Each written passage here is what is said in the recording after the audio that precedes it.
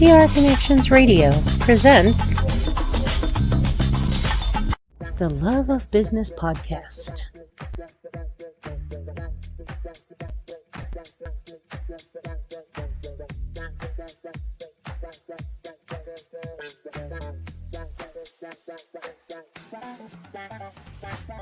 The Love of Business, nurturing the entrepreneurial spirit. Awesome. All right. Welcome, everybody, to the Love of Business podcast. I'm your co-host, Davin Sundvick. Joined with me today is Edgar Rodriguez, our other host, and our guest, Ron Stoker. So how we like to kind of start things off is by just kind of going around. Guests first, just kind of briefly introducing ourselves for about 30 seconds to a minute. And then after that, we'll get into some questions with Edgar Rodriguez. So, Ron, do you want to lead us off and tell us a little bit about yourself? Sure. My name is Ron Stoker. I'm the owner of Turnkey Property Solutions in Las Vegas, Nevada. We're a property management company. We've been around since 2011. And I'm happy to be here. Thanks for joining us, Ron. My name's Edgar Rodriguez, as Davin mentioned, the other co-host of the Love of Business podcast, and I am a certified coach with Action Coach, where we help business owners scale and grow their businesses. Davin. Awesome. Thank you, guys. I'm Davin Sundvick. I'm your other host as well. So mainly what I focus on is real estate sales, real estate coaching, especially for real estate agents. So both on the client side of things and on the career side of things in the real estate industry. So with that being said, Ron, thank you for joining us today. We do really appreciate it because you can never get your time back. So Edgar, what's our first question that we got for Ron here? Yeah, Ron, again, thank you for joining us today. We are excited to dive a little deeper into your business, but can you share, what led you to start Turnkey Solutions?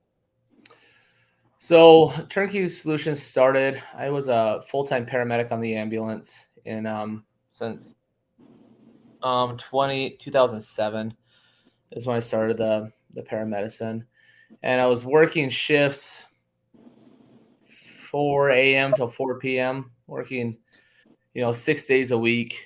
And a really good friend of mine, my business partner over here at Turnkey Property Solutions, Nate Vadrin, came to me and said, "Hey, listen, if you could work this hard on the ambulance and get paid, those paramedics get paid almost nothing, the private ambulance people. If you could work this hard as a paramedic, let's take that work ethic and put it into real estate." And that's how we started. We started with 0 doors, and we're currently fluctuating anywhere between 1,500 doors to 800 doors, depending on the economy and people selling or buying or, what they want to do with their investments. So that's how Turnkey Property Solutions started. And once it gained momentum, it hasn't stopped. It's been a really, really fulfilling career, really fulfilling business to where, you're just constantly solving different problems between, maintenance issues and being on a job, getting your hands dirty, all the way to,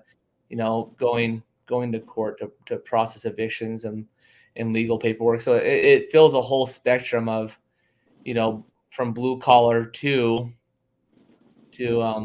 white collar, kind of the business aspect of it. And, I don't do as many sales as Davin does, but that happens too in property management. So a lot of negotiating, a lot of dealing with people, a lot of love for the public, and being able to provide an essential service. Housing's kind of number one priority. That's it. Yeah.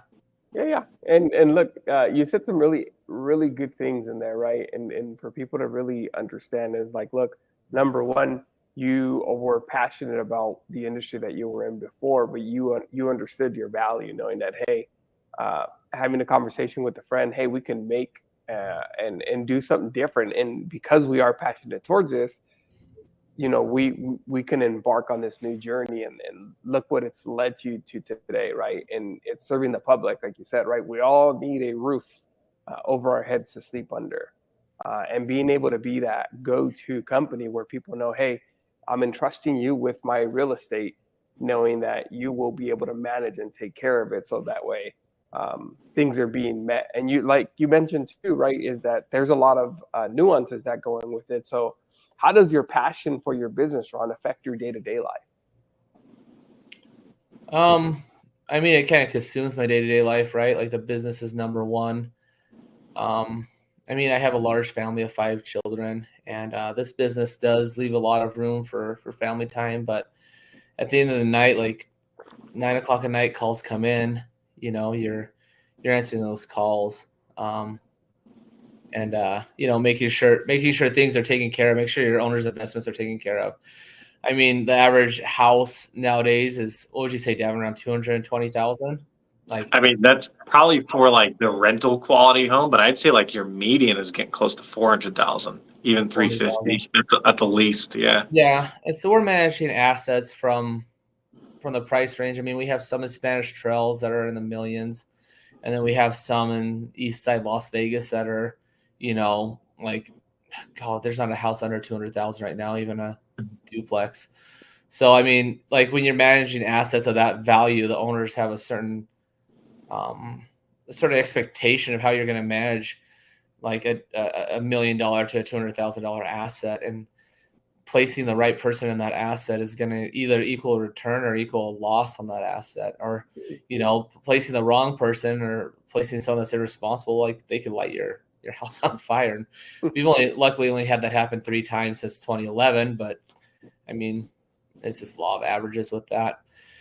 So yeah, I guess the passion comes from the responsibility of understanding the intrinsic wealth of property, or the intrinsic value of property, and making sure that property is maintained for the landlord. And then also you have to, on the other side, you have to make sure that the tenant's protected from the landlord too, and making good decisions and making sure they have a habitable house that, has a good standard of living, So there's quite a balancing act between both parties that you have liabilities and responsibilities to. But thank goodness, like I have a good business partner, and like you said, like he has a passion for it too. And if you have 2 good people in the business, man, it makes the workload so much better. And if you miss something, they're doing that. So. Yeah. And I really liked what you had touched on, because I think a lot of people really don't understand what the professional has to deal with in real estate. Now, sales and property management, there's a lot of parallels with it. There's a lot of things that, the owners of the property expect, and either the buyers or the tenants of the property also expect. And you have to manage both, even though you may represent one client over another. If your client's not negotiating well or doing their part in the transaction, it makes our jobs very, very difficult. So yeah, definitely something that I feel like the viewers can definitely take away from someone on the property management side instead of the sales side, is that like you have to do that over and over and over again at a much higher volume, I'd imagine. Yeah, and the other thing you were saying too, Ron, is looking at it from both lenses, right? You have who you're managing the property for, plus you're also looking at it from the tenant's perspective, right? You have to protect some tenants from some owners. So being able to be that medium in the middle to say, hey, look, we've got this, we're taking care of it. We understand it's your investment, but at the end of the day, they're entrusting you to be able to manage that property. Can you describe, Ron, challenging moments in the business or in your journey, right? And how your passion has helped overcome those challenges?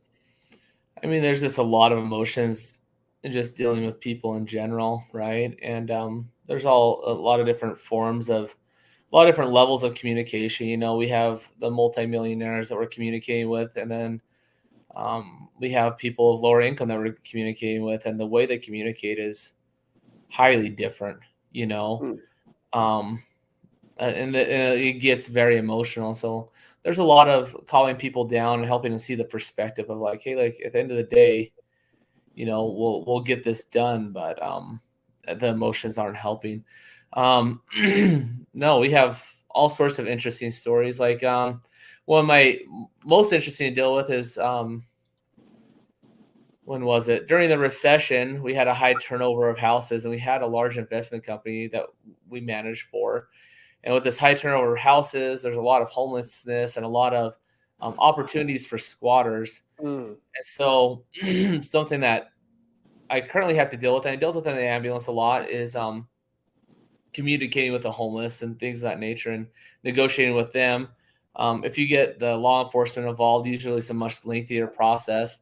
And a lot of people think, oh, we've heard it. You just walk in their house and you physically threaten them, the mafia-esque style. I'm going to break your knees, and that is not helpful. That does not work, because these people are way more violent than you will ever be. So usually the negotiation works is like, my favorite way to do it is I walk in and say, hey, listen, I saw you last week. And usually they're on some type of illicit substance. And so I say, I saw you last week. Let's just go ahead and have you get out of here. And we don't have to call the cops. And you can just leave, and I'll lock the doors, and we'll all be good. And I said, I'll give you an hour, and I'll bring you back McDonald's. And they usually leave for a bag of McDonald's. I don't have to get the cops involved. And so, that's an interesting aspect of my job. Or walking in, and you can kind of feel that someone's hiding in the house, And so when you walk into the house, you just you make yourself known, and then you say, I'm going to come back in an hour, please be gone. And they are, And so it's a lot of not getting emotionally involved. And I know realtors that have concealed carry permits. I have one, and they'll draw guns on people, and it's not helpful or necessary, and people are just human beings. They're just looking for a place to live. You can't live here, but we don't need to make a bad situation worse. So, what was the question? You might have another story. I don't know. No, you're good. You're good. That was and that is interesting, right? Because that could be very challenging for someone in your industry, and not knowing how to maneuver those conversations. And you're right. A lot of these people that are in these homes or looking for a place, they are on some type of substance, right? And knowing that, hey, look, I've been in the business long enough. I've dealt with this on a day-to-day basis, and not letting my emotions get the best of me to be able to have a good outcome and not get Metro involved, right? Or Henderson. What advice, Ron, would you give others who want to turn their passion into a business?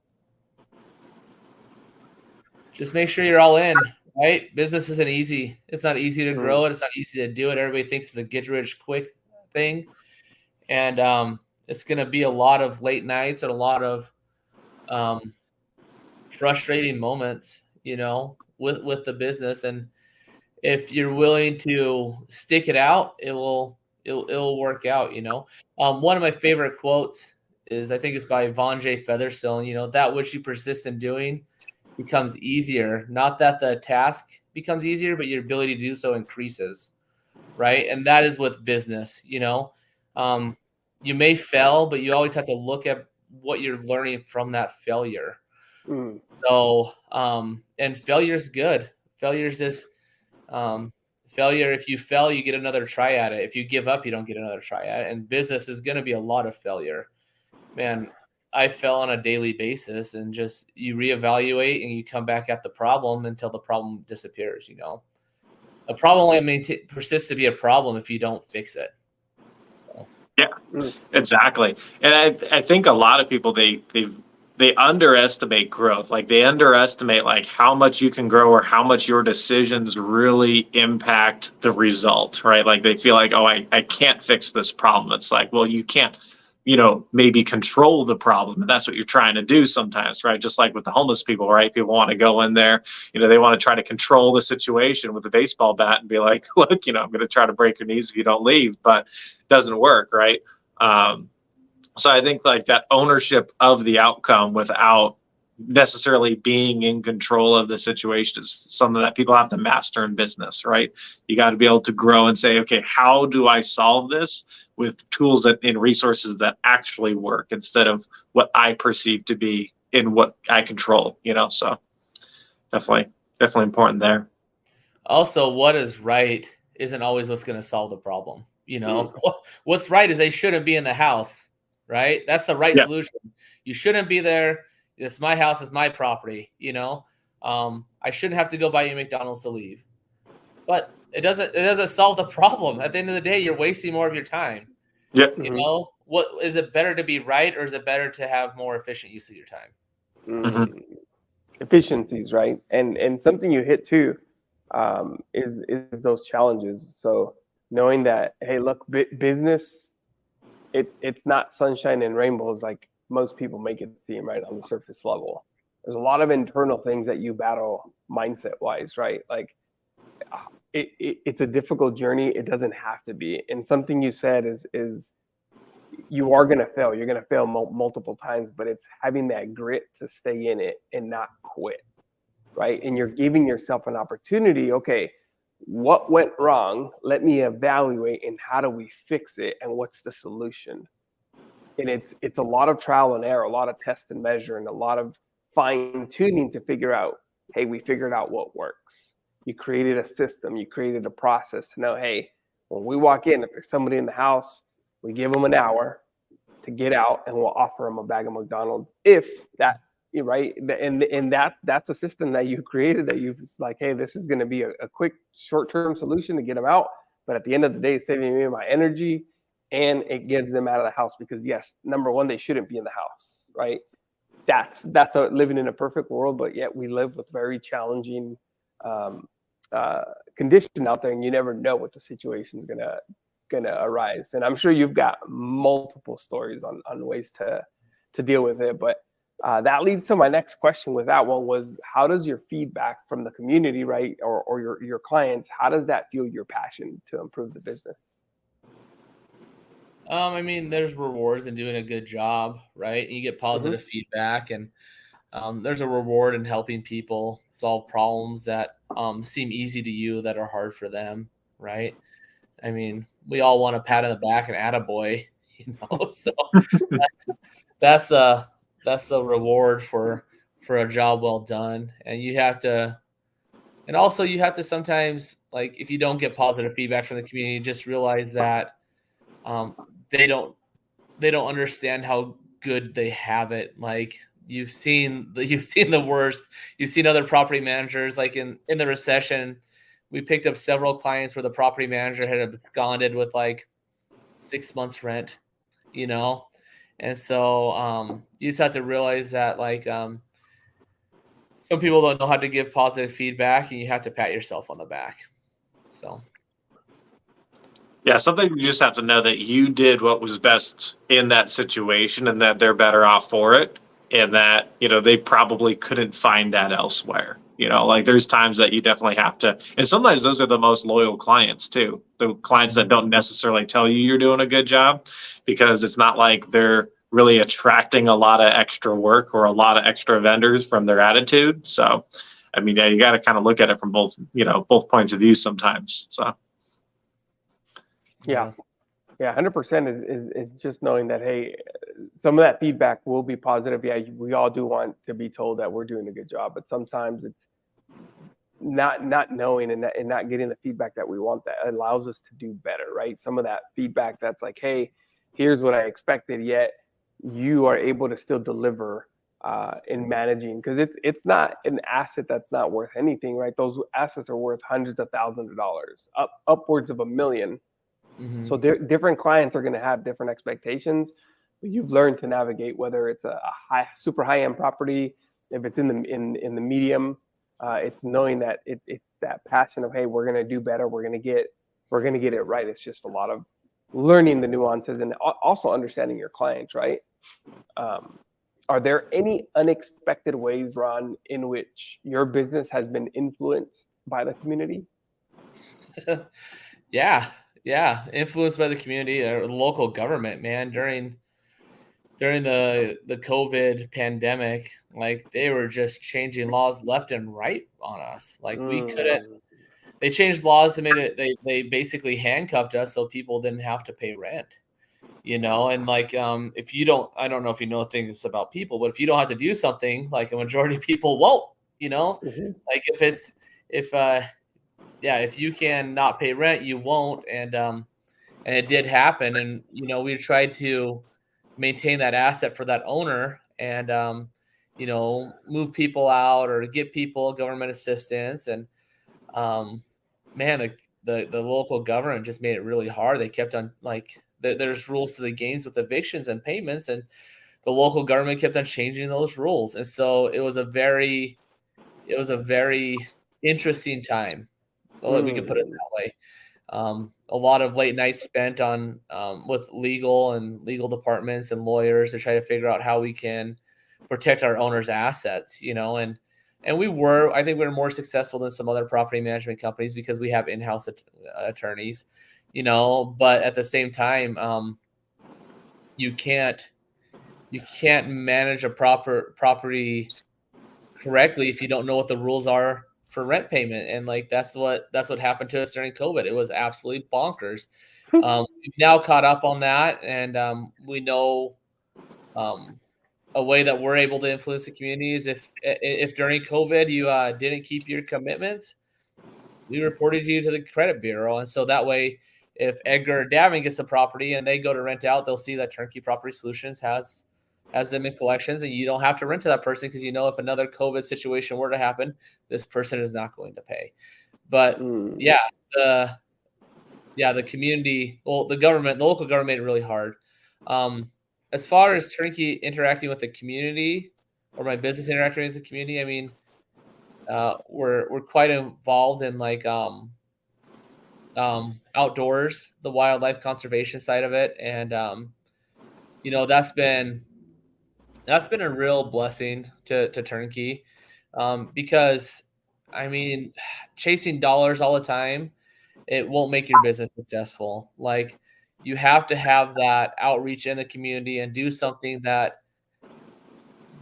does not directly benefit your business, but is giving back, because it will come back to you tenfold. If you don't do that and you're just chasing those dollars, you might make a lot of money, but you're not going to be happy. Yeah, it's finding that passion, outside of the business. Hey, what's out there that I can get involved in? How do I give back? And you're right, Ron. It's being able to give back to the community, helping your community in other ways that will attract the right people, and that's how business starts to really, really take off. So it's learning to give first, right, and donating some of that time, and then things come back tenfold. Absolutely. And something to add on to that, and this is actually how we started our conversation, is, I mean, a lot of business owners get into business. Why? Because they can make more money per hour. And it's like, okay, if you can't then get control of your hours to be able to do what you want to do, what is having all that money really do in life, right? So yeah, I would definitely agree that, like, being involved in a nonprofit that actually brings you happiness to see the mission be achieved, not only does it bring you self-happiness, but people see your happiness, they're more attracted to you, they want to do more business with you, and the money comes back in. Like, you're still going to have the money and you'll still have your time. But if you just focus on the money, you won't necessarily have both. You'll just have the money, maybe not spend the time exactly how you want to spend it. Yeah, I guess my question is what's the point of having a business if you don't use that business to do good, right? Like, your business may do good intrinsically, but if your goal of your business is to do good, I think your business will succeed. Yeah, 100%. Final question, because I think that this one will take a little bit, and we're coming up on time. But what advice, Ron, would you give 20-year-old Ron who is just getting into business? What advice would I give 20-year-old Ron that was just getting into business? I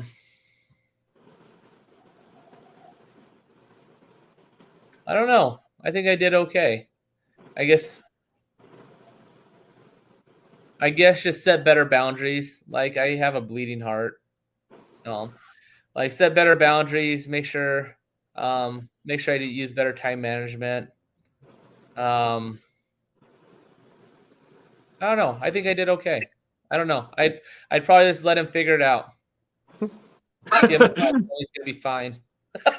Yeah, I think there's a lot that can be said in that statement, because, like how you said, like, you can always, tell your past self to set better boundaries, but some people just genuinely, like, don't know why. Like, there's some people, and I applaud them for it, like, they're raised with boundaries and they've never broken them, and they don't know why, they just don't do it. I'm like, good for you. I'm like, I was one of the people that had to learn the hard way. Like, the easy way was not in my vocabulary, right? So I had to learn those boundaries over time, just from consequences, right? So, and so it's one of those things, like, could I go back in time and tell myself, hey, set these boundaries in your life? Wouldn't work, probably, Yeah, Edgar. And you also hit on having a big heart, right? And knowing that those boundaries will evolve over time. I'm glad you've identified, look, if I had to do it all over again, I'd do it the same way. because sometimes it's those journeys that we're on that lead us to where we're at, right? It's how I feel about the Marine Corps, right? Is by me coming to Vegas, this was supposed to be a 2-week vacation. It's been almost 18 years, and one of the best decisions I made, right? But look what it's evolved to, right? And that's something that, for me, if I had to do it all over again, I'd do it the same way. I wouldn't change anything, because the journey that we're on is learning that you're embracing the ride, right? You guys are making an impact in the community.